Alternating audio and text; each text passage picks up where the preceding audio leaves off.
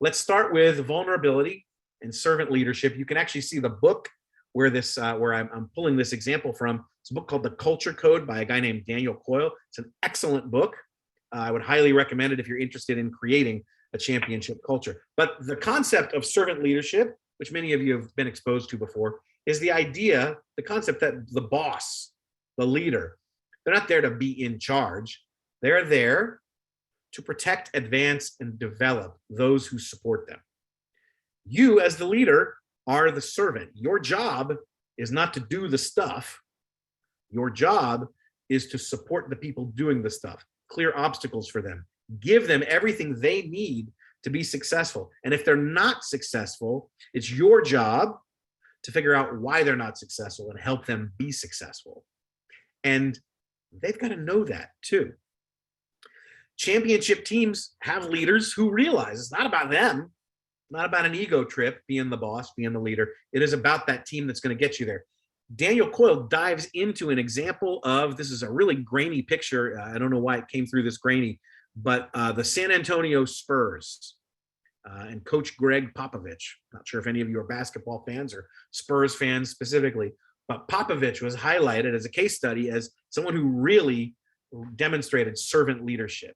He took the time and trouble to really understand all of his players, including what we might call the bench warmers, because they all had roles to play. And he knew how to motivate them individually. And he knew it was about them and creating an ability for them to be successful. It wasn't about his ego, and wasn't about him having to be the boss. Not every NBA coach operates that way. And I guess that's not necessarily the only path to success, but that is the path that they took to success. And it has been arguably a very sustained path of excellence for many, many years.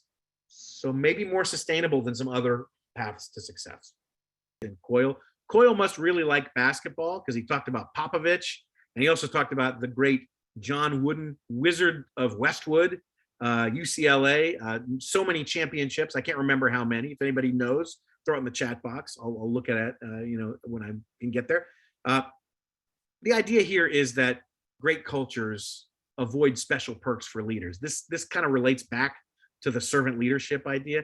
John Wooden, the great John Wooden, with however many championship banners, up in the rafters for him. And even in his older age, because he was there for a long time, he picked up the trash in the locker room.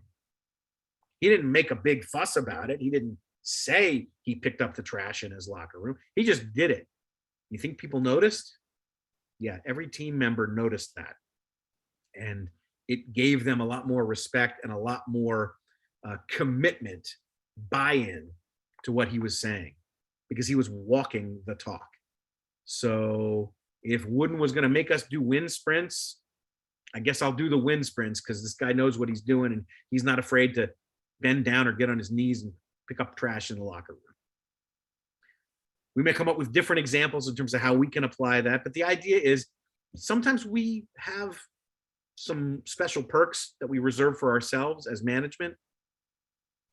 And I'm not saying you can't do that. It's your business. You can do whatever you want. But just think about it. Think about what signal we're sending when we do that. One set of rules for me, one set of rules for you. At the end of the day, we are the owners. We are taking the entrepreneurial risks. So certainly in terms of compensation, et cetera, I'm not suggesting that we should split everything evenly. We should all have the same salary, hold hands and sing Kumbaya together. I'm not saying that at all. But what I am saying is that these outward symbols that we have, whether it's an executive washroom, a special parking spot, or whatever, that sends us a pretty strong message in terms of how you value everyone else on the team.